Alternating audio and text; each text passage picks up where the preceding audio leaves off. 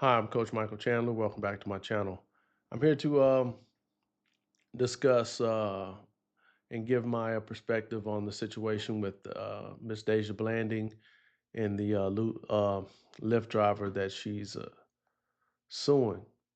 A lot of people are at arms saying that because of her weight that she shouldn't be able to sue and that the Lyft driver's right. Other people are saying that it's discrimination, etc.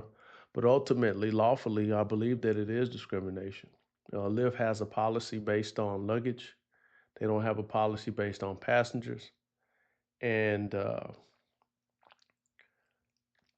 it's a real gray area that Lyft, Uber, etc. has set up to kind of distance themselves from the drivers and not be able to have them as employees.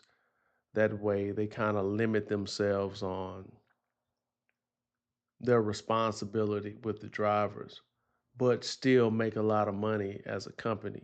And it's real slick how they've done it. A lot of Lyft and Uber drivers have protested, especially in Los Angeles and in the Bay Area. And I drove, I want to say, maybe 5 years ago in LA, and I still receive little $6 checks every now and then. So uh, that goes to show that it is a whole gray area when it comes to the liability and responsibility. But ultimately, the driver is driving under their company, is driving with their name, and they have come out to kind of I think they made a statement saying that they don't discriminate. But let's get into what people are talking about. Okay, now you have some that's for the driver that's saying that you shouldn't have that much weight in your car, and that it is wear and tear, and that he's right for saying that she was too big and that she couldn't fit, and that ultimately she would have damaged his tires and things like that. But the point is, um, you're a Lyft driver. Wear and tear in your tires is something that comes with the territory, unfortunately. And if things are too bad, by the sounds of the car, um, you may want to get another inspection and see if you actually qualified to drive that vehicle. The tires look like they were balding; they wouldn't pass inspection. And for Deja, she may want to value herself more before even putting herself in a vehicle like that for her safety. Okay. Now, when it comes to the rules state that you can't discriminate against somebody based on their weight when it comes to the state of Michigan. And so, regardless to what the driver thinks, by law, he technically can't do that. And there will be a lawsuit, and I'm for Deja in this instance. I'm not for Deja just for when it comes to the law. The reason I'm for her is that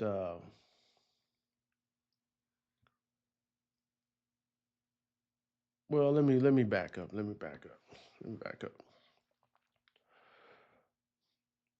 The people that are against her or against the situation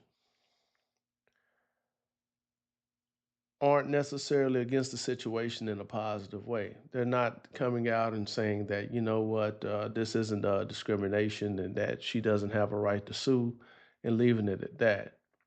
We have people going out of their way, reducing themselves to name calling like Charlemagne the God on the Breakfast Club, saying that she should choose other options and that she has a wide range of options. Okay.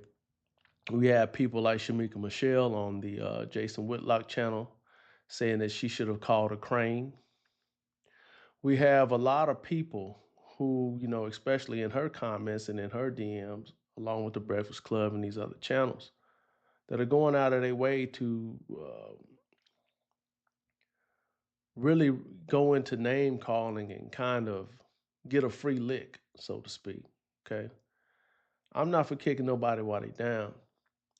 I'm for being able to, my specialty as a coach and a mental health practitioner is to be able to find and change perceptions and reach somebody that's in a situation that's hopeless, which means all else has failed. You think that there's no hope, there's no way. Then you come to me, and somehow I'm able to help you find some light within that dark situation. Okay. So when it comes to the situation with Deja, I don't look at it how the common man looks at it. I look at it how an experienced coach or somebody with some game would look at it. Okay. Now, we're going to get deep, and I want you to follow me here. And it may seem like I'm all over the place, but just follow me and understand where I'm going. That way, you can develop some keen insight that the average person doesn't possess. School teachers, principals, law enforcement, parents, um, and anybody else that's in a responsible position that governs over people, institutions, etc. What we come to understand and what we come to appreciate is when someone puts us in a situation that we haven't been put in before, because now we have to assess and plan and implement some sort of strategy for that new thing. Boxers, fighters, they have to train for a hit that they never been hit before. They never seen that coming, so they have to train for it. Like I say, if you're in the country and you have animals, you have a dog, you have anything, you can see where things are getting out and know where you need to fix and how you need to set things up. Okay, well, what Deja has done is she's found a spot, a blind spot that has been there for years that Lyft drivers, Uber, whoever have not discovered yet.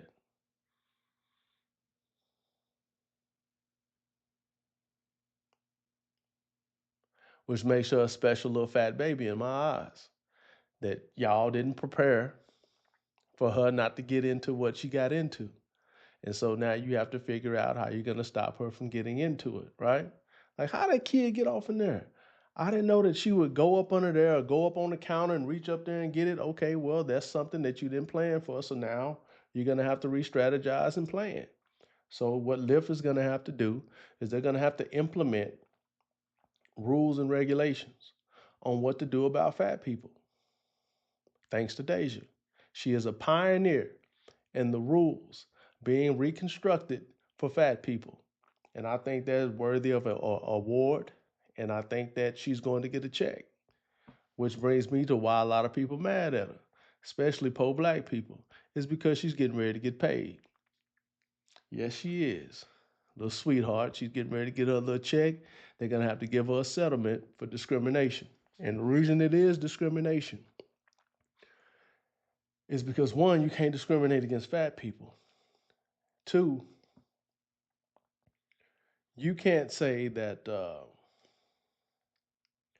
you can't make rules. And this is what a lot of people are doing. A lot of people are comparing the vehicle to the rules on roller coasters and to the rules on airplanes, which have nothing to do with it. The airlines have rules that are in place saying that if you are of a certain weight, you have to buy 2 seats. That's already constructed, that's already built, that's already implemented into its infrastructure. Roller coasters have a weight capacity saying that they can't go on the ride unless you're of this certain weight, and if you're overweight, etc. They also have height restrictions. I remember I went to a carnival when I was young, and my little sister was crying because she couldn't get on the ride. We pulled her ponytail up, and they say, no, that's not going to work. She's not big enough, right? So they have all these things in place for their rides and for safety, etc.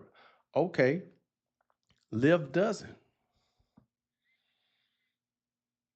And just because they doesn't, just because they do not, oh God, just because they do not, what some people are, they have it in them to go at us so bad that they'll use another rule of a whole different vehicle, a whole different craft, aircraft, roller coaster, and apply that to an actual Mercedes and say that it's the same and use that to continue to discriminate and talk bad on it when that's not right.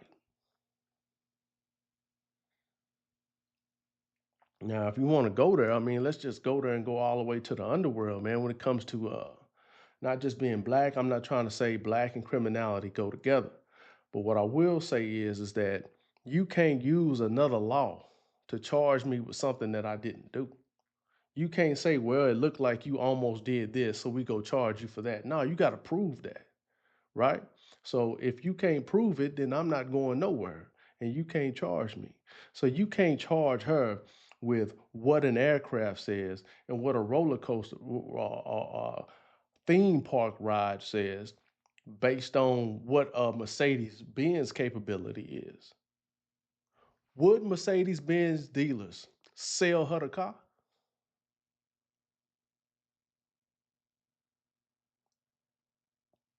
If she went to Mercedes, would they sell her the car? What is Mercedes Benz weight capacity? What's the weight capacity of the tires? This is between Mercedes Benz and Yokohama or whoever else, whoever the brand of the tires is, with his Baldwin tires that he shouldn't have been driving and that he won't be able to pass inspection if he got an inspection today, according to how them tires look that I saw. Now, y'all can go watch the video. I'm not putting it on here because I'm tired of them taking my stuff down. My bottom line is what I'm trying to tell you is quit being so quick to stomp somebody. Black culture in particular has this thing about finding something wrong within us and then jumping on it, right? I really wish that this big deal was over a fat white woman or a fat white man. I really wish it was. And I'm not trying to race bait and make it a race thing, but I really would like to see if people would have the same amount of smoke.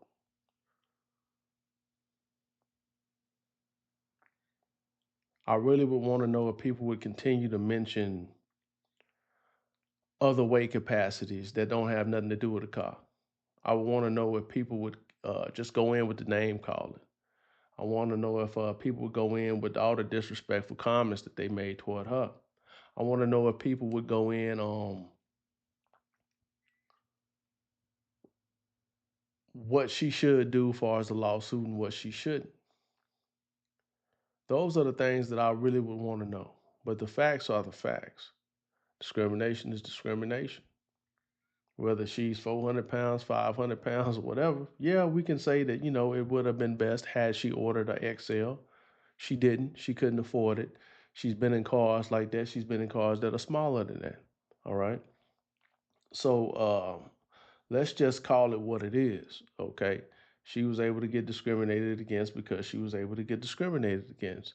Now, let's get to why I'm in support of her, which is uncommon and it's not nothing to do with the actual laws or discrimination or whatever.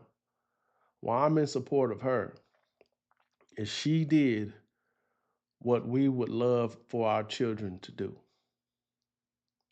When she got mad, she went and told somebody. If you look at her TikTok, her Instagram, and things like that, and her responses to the nasty comments that she's gotten from people, she's went out of her way, cussed them out, call them MFers, etc. She didn't cuss that Uber driver out. This is a female Detroit rapper. She didn't shoot at him. She didn't throw nothing at his car. She didn't cuss him out. She didn't get assaultive or violent with him. You didn't see any element of violence come out of her. She didn't emotionally react. She logically responded.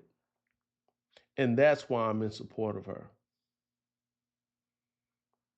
How many, let's just get real, how many fat black women don't emotionally react but logically respond? Or how many would have in that situation in that situation, how many fat black women, Detroit rappers, you see what I'm saying? How many women like her would have logically responded? And instead of going back and forth, she didn't even yell, man. She basically logically responded. She said, "Hey, why I can't fit? I fit in smaller cars than this. My friend has the newer version of this, and I fit in that just fine." And she went and told somebody. She didn't cuss the dude out. She didn't shoot at the dude. She didn't threaten the dude. She didn't raise her voice. I think she handled it really well. So we have to get behind supporting our youth, specifically black youth, in these ghettos and in these communities that I don't know if she has a father or not, but many don't. Our culture ultimately is fatherless because there are less fathers than there are, right? When it comes to a nuclear family, we have to get to the point to where we support people, youngsters, who actually logically respond instead of acting ignorant. She didn't act ignorant, man. She didn't act ignorant. She didn't turn up. She didn't threaten him. She didn't cuss him out. I don't even think she cussed while she was talking to him. And she cussed. She cusses. If you look at her TikTok, her Instagram, she's cussing, calling people all type of MFers. But in real time, when responding to the actual driver, she didn't curse at him one time. And that's what I'm behind, and that's why I support her. What else I got? Let me see.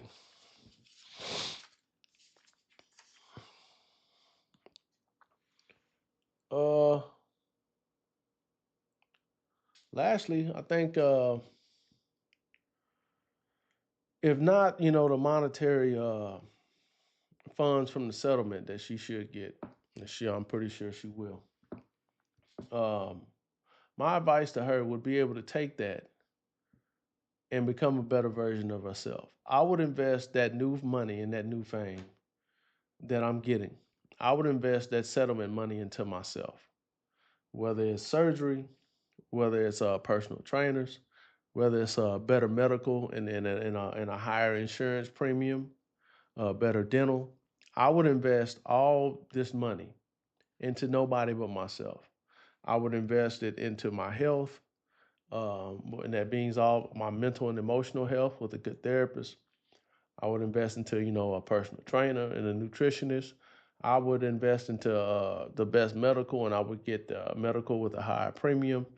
And then I would talk to somebody who knew about finances, and I would invest in something that would bring me, some sort of high yield savings account or whatever some financial advisor would help me to invest in for my future.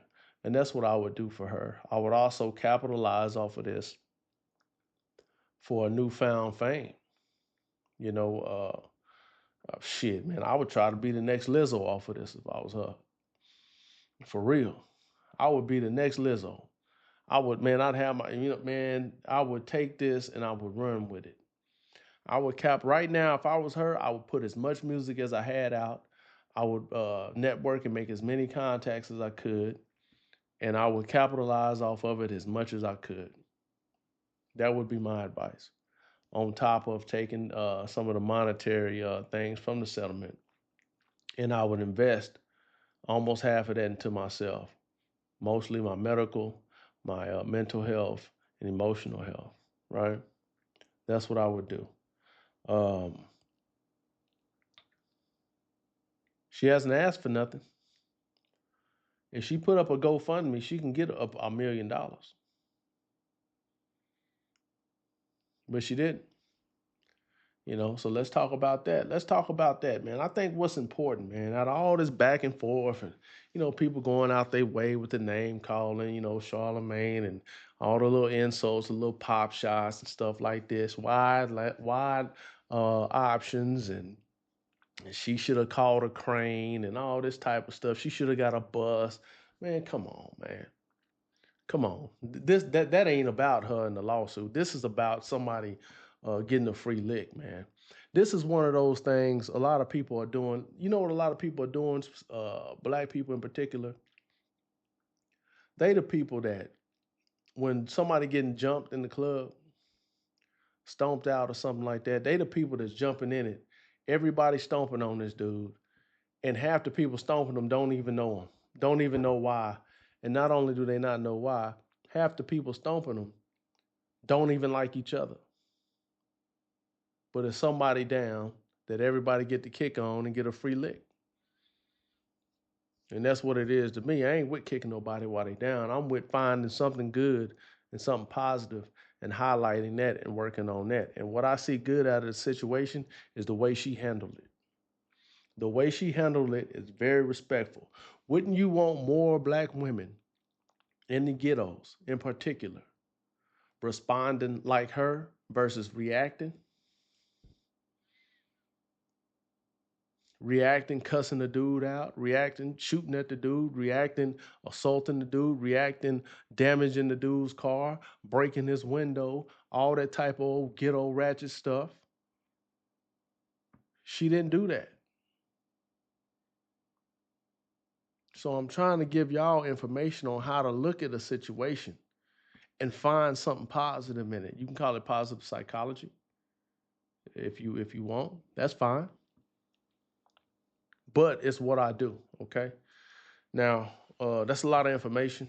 Um, I'm not gonna edit it. I'm just gonna put it all out there, and you can decipher what it is that you want. Agree or disagree. I don't care.